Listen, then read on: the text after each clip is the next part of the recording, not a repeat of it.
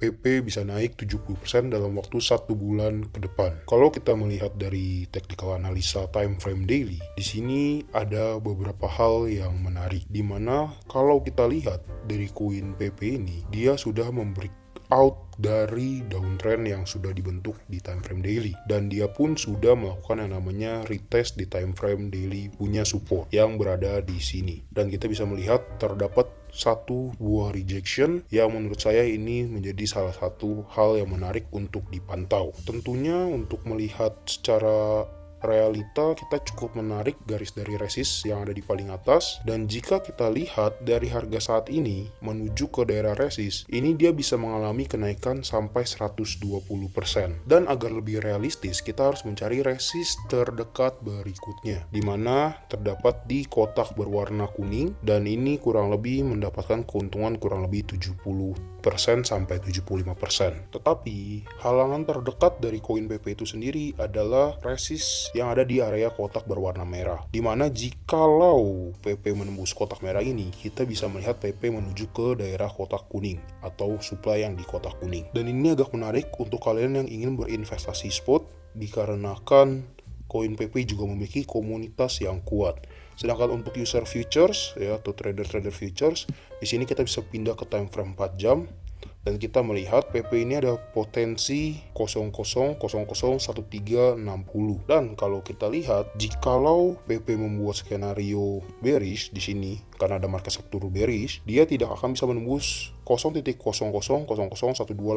Tapi jika dia menembus garis kuning ini, maka kita akan melihat PP ke kotak yang ada di sini. Secara dari risk reward, untuk saat ini PP merupakan koin yang menarik, tetapi hitungannya adalah meme coin. Jadi buat kalian yang belum tahu, PP ini adalah salah satu meme coin berbasis Ethereum yang diluncurkan pada April 2023. Dan token ini itu tidak punya utilitas, roadmap, ataupun tim resmi yang diketahui. Namun tetap, PP berhasil menarik perhatian market karena satu hal, kekuatan komunitas dan viralitas. Pertanyaannya adalah kenapa PP meledak? Yang satu adalah power of memes, di mana ini adalah naratif trade, di mana PP Coin itu menggunakan karakter PP The Frog yang sudah lama jadi simbol di dunia internet dan bahkan termasuk politik. Lalu meme itu juga merupakan bahasa internet secara universal yang bisa menyebar tanpa adanya white paper yang jelas. Dan investor retail itu tidak perlu fundamental, karena untuk mereka membeli sebuah meme coin, mereka cukup yang penting membutuhkan dua hal, yaitu FOMO dan komedi. Yang kedua, micro cap, di mana ini hyper growth thesis ya. Jadi ini diluncurkan sebagai koin tanpa nilai, di mana early buyers itu mendapatkan 10.000% gain dalam minggu pertama. Dan hedge fund bahkan mulai melirik ini sebagai bagian dari volatility play, bukan fundamental play. Dan yang ketiga, itu adalah komunitas versus utilitas, di mana PP Coin tumbuh bukan karena utility,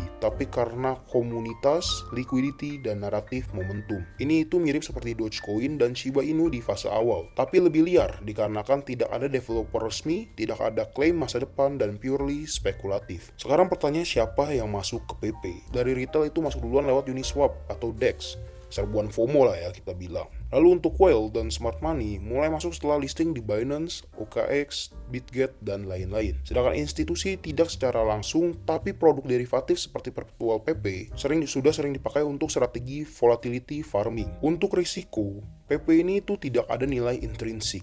Developernya pun anonim, dan smart contract bisa mengandung backdoor meskipun banyak PP sudah diaudit. Lalu terbuka terhadap rug pull atau manipulasi harga besar, dan FOMO driven, di mana ini gampang crash kalau naratifnya mati. Kesimpulannya, PP ini bukan cuma meme coin, tapi fenomena sosio-teknikal yang mencerminkan bagaimana market modern mengejar naratif, bukan sebuah nilai. Bagaimana kekuatan komunitas bisa jadi bahan bakar spekulasi, bagaimana meme coin bisa dimonetisasi jadi produk derivatif dan yield strategi oleh fund besar. Untuk market cap sendiri, PP berada di 3,1 miliar USD dengan harga per koin 0,00001286, 420 triliun 690 miliar PP, dan sudah pernah mencapai all time high di 0,00002820. Lalu untuk drawdown dari all time high ini ini tuh terbilang cukup lumayan banyak, dimana ini sudah turun sebesar 53%. Jadi ini termasuk hal yang menarik dikarenakan sudah mengalami penurunan yang cukup dalam. Lalu untuk volatilitas harian ini sering terjadi 10-25% dalam waktu sehari. Untuk kalian yang sering tanya broker atau exchange apa yang gue pakai, kalian bisa cek di link yang ada di deskripsi. Kalau kamu suka dengan video ini, bisa support dengan klik tombol like-nya dan subscribe, karena sekarang sudah waktunya belajar bersama trader disiplin.